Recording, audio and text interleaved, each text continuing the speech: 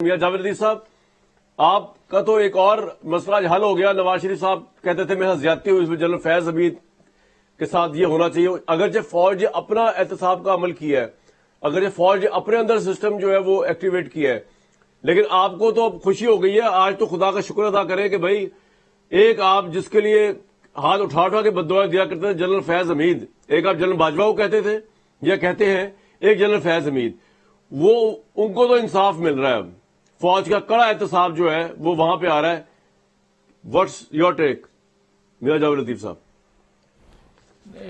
شکریہ کامران شاہد صاحب، مگر جو آپ یہ فرما رہے ہیں نا کہ ہمارا ایک مسئلہ تو حل ہوا یا ہم ہاتھ اٹھا اٹھا کے بد دعائیں دیتے تھے، ہم ہاتھ اٹھا اٹھا کے آج بھی دعا دیتے ہیں کہ اے بار الہی، جو ایک پیج تھا وہ جو بڑی مشکل سے پھٹا 2022 میں، وہ ایک پیج کے تمام کردار جو تھے جب تک ٹہرے میں کھڑے نہیں کیے جائیں گے، پاکستانی قوم کا اعتماد بحال نہیں ہو سکتا اور پاکستان صحیح ڈگر پہ صحیح منزل کی طرف نہیں جا سکتا۔ اب آپ جو بات کر رہے ہیں کہ ٹاپ سٹی کی، یہ بات صحیح فرما رہے ہیں شامی صاحب کہ خالی ٹاپ سٹی ہاؤسنگ سوسائٹی کا ایشو نہیں ہے، بات تو یہ ہے کہ فیض آباد دھرنے کی ایک ججمنٹ بھی تھی۔ سر آپ کنٹینیو کریں، آپ کہہ رہے ہیں فیض آباد دھرنے کی ججمنٹ بھی تھی۔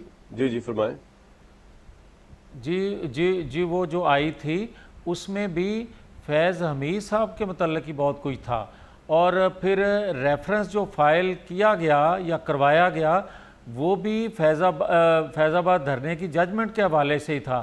پھر شوکت صدیقی کا آپ نے خود ذکر کر دیا کہ ان کو کیا کہا گیا، وہ بھی ان کے گرد گھومتا تھا۔ پھر آپ کو یاد ہوگا کہ کس طرح کابل میں جا کے ایک چائے کی پیالی لہرائی گئی، اور پھر آپ کو یہ بھی یاد ہونا چاہیے کہ 6000 دہشت گردوں کو جو رہا کیا گیا تھا، وہ اس وقت کا چیف ایگزیکٹو جو تھا وہ خالی یہ فیصلہ نہیں کر سکتا تھا، اس کے ساتھ جو ایک پیج پہ لوگ تھے وہ بھی شامل تھے، اور ان میں اگر پیج پہ شامل لوگ تھے تو موصوف کا نام ضرور آئے گا۔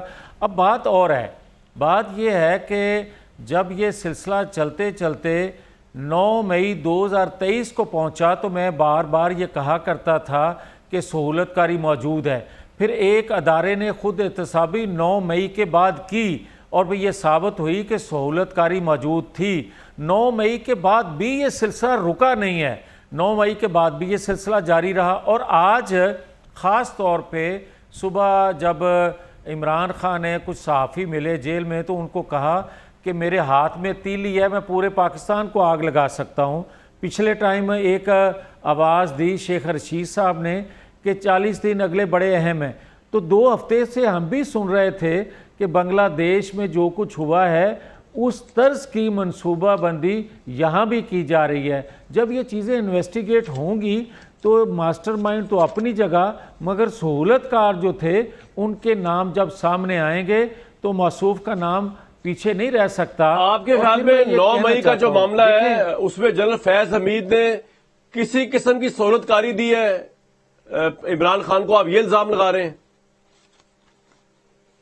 میں الزام نہیں لگا رہا، میں تو آپ کو اپنے تجربے سے یہ بات کہہ رہا ہوں کہ سہولت کاری نہ صرف ایک طاقتور ادارے کے اندر جب خود احتسابی ہوئی اس سے ظاہر ہوئی، بلکہ میں یہ کہوں گا کہ ثاقب نثار صاحب کی باقیات جو ہیں وہ بھی سہولت کاری میسر ان کے ذریعے، یا اس کا کنیکشن کہاں سے جڑا ہوا ہے، وہ ساری چیزیں اگر انویسٹیگیٹ چیزیں ہوں گی تو وہ سامنے آ جائیں گی۔ مگر میں یہ کہوں گا کہ صرف یہ معاملہ مسلم لیگ نون کا نہیں تھا۔ ٹھیک ہے جی، بالکل ٹھیک ہے۔ خوش ہوں کہ ایک کردار جو ہے وہ قابو آ گیا اور باقی کردار، بات ہے پاکستان کی، بات ہے قوم کی، بات ہے آنے والی نسلوں کی، کہ جب تک ان تمام کرداروں کو جو اس وقت کے ایک پیج پہ تھے ان کو کٹہرے میں نہیں کھڑا کریں گے، پاکستانی قوم کا اعتماد بحال نہیں ہو سکتا۔ پتہ نہیں اور آپ کس کو چاہتے ہیں وہ سمجھ نہیں آیا مجھے میاں صاحب، لیکن بہرحال جو آیا اس کو اللہ کا شکر ادا کریں، جو ہو رہا ہے وہ تو ہونے دینا۔